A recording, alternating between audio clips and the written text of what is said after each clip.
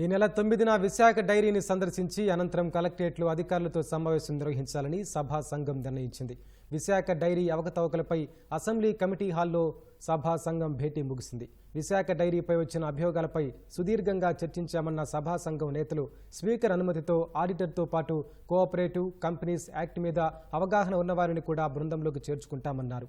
పాడి రైతులు నష్టపోకూడదనే కోణంలోనే మా సిఫారసులు ఉంటాయని జ్యోతుల నెహ్రూ స్పష్టం చేశారు.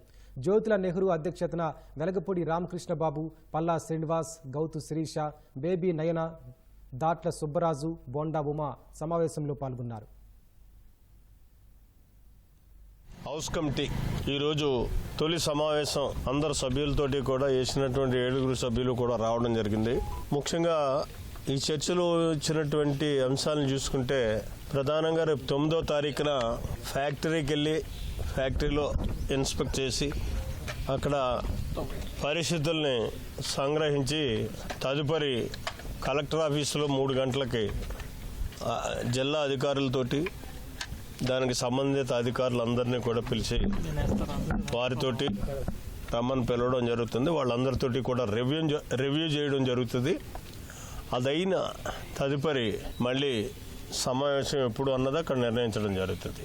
దీనికి ఇటు కంపెనీ వ్యవస్థలో పూర్తి అనుభవం ఉండి కోఆపరేటివ్ వ్యవస్థలో అనుభవం ఉన్నటువంటి ఒక వ్యక్తిని అడ్వైజర్గా వేసుకోవాలని చెప్పేసి అలాగే ఒక ఆడిటర్ను కూడా వేసుకోవాల్సినటువంటి అవసరం ఉంది. మాతో పాటు స్పీకర్ గారికి అభ్యర్థించడం జరుగుతుంది.